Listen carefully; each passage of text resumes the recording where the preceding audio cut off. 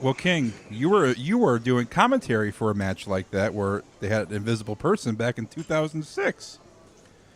Backlash 2006 when Mr. McMahon and Shane McMahon defeated HBK and God. Remember that? No, I do not. Actually, I didn't sometimes it's like a stroke or a heart attack or a stroke. A heart attack. You try to put those things out of your mind.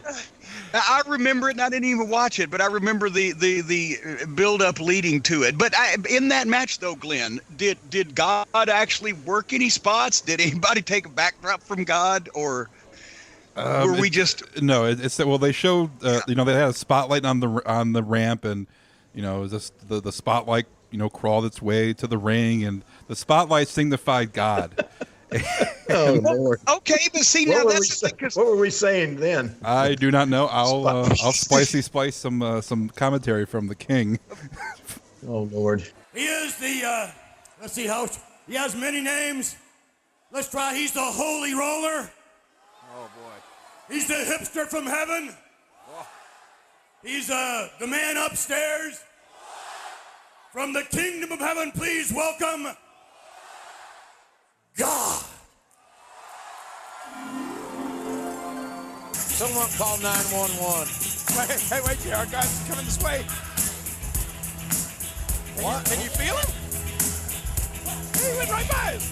I feel God in my life all the time, but I was afraid to look into the light. Well, the fans are chanting HBK.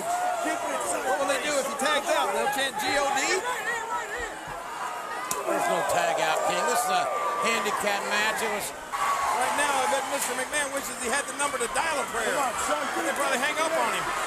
Give me the microphone. God. Now he's going to talk him to death. What do you think now? What do you think now, God? Look at him. What are you going to do about it? What are you going to do about it, God? Huh? Come on. Wait a minute. Where the hell are you going? Where the hell are you going? God, come back. Come back here, God. Look what you made in your own image. Look at him. He's a piece of crap. Where are you going, God? God, come back. Ladies and gentlemen, God has left the building. Oh, man. This is uncomfortable. Now, Mr. McMahon beat Shawn Michaels. Well, not just Mr. McMahon. Do you realize what we have here? It's the Father, the Son, and the Holy Spirit squad. This just makes me ill. For the religious folks, God is everywhere, so therefore in that spotlight could very well have been God. But if people started being backdropped and body slammed by God, yeah, I would have had a possibly a different view of the situation. Yeah, so God did not take any bumps or didn't enter the ring. It was basically Michaels 2-on-1, and then Vince grabbed the microphone and informed HBK that God has left the building, and then proceeded to super kick Shawn Michaels in this match. This involved the Spirit Squad, and then Vince pinned Shawn Michaels for the win, defeating Michaels and God. If anybody could throw God out of the building, it would be Vince, right? And now God's pro wrestling record is 0-1, thanks to Vince McMahon. That's a shame. That's just disheartening. You would think they'd give him a couple of wins first just to run his record up. Just try to get him over on TV a time or two at least. Well, there was a vignette, hyping this matchup, and Shane and Vince were in church, and Vince takes the holy water and drinks it and spits it out like Triple H. Are you serious? Did this really happen? Oh, yes. And then Vince goes, if I'm so wrong, I want God to strike me down where I stand. And then Shane scoots over 2 steps.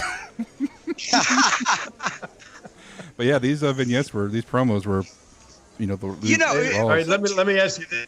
Let me ask you this, Jimmy. Do you think that stuff was written by your other favorite person, Vince Russo?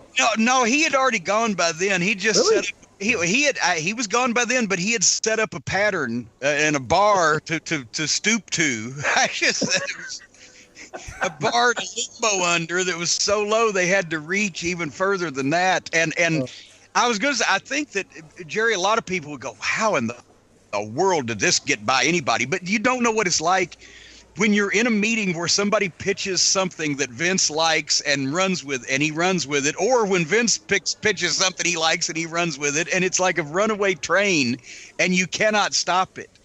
And sometimes you even get a little Stockholm syndrome where you start, okay, well, if we did that, I taught on my show, the highly rated and extremely popular Jim Cornette Experience, which you can find by going to jimcornette.com and just clicking on the appropriate buttons for podcast, YouTube, etc. I detailed one time here recently how that in the middle of the Flash Funk, poor Too Cold Scorpio, when he was Flash Funk, they had gotten me so far down the rabbit hole with how they were thinking that I said, well, why don't we just get LaWanda Page and Esther from Sanford and Son to be in Flash Funk's corner? And they called her agent. Really? She was too old and ill to travel, or elsewise that could have very well happened also. And I actually mentioned that. Yeah, you thought of it. Simply because of what I was hearing from people that I had formerly thought were sane and rational people.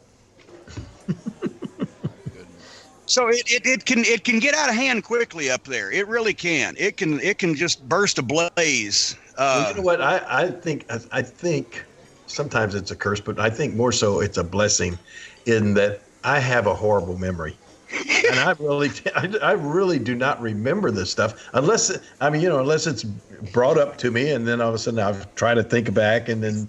But no, I would have never remembered that we had a match with an invisible God in the match. Now, can you guess where this took place? Where this took place? No, either one of you. It's a place near and dear to your heart, isn't it? Lexington, Kentucky. Yes, it was Rupp Arena in Lexington. I remember it was either here or. I knew it was either here or Nashville, and so yes. How on earth do you guys remember that sort of stuff?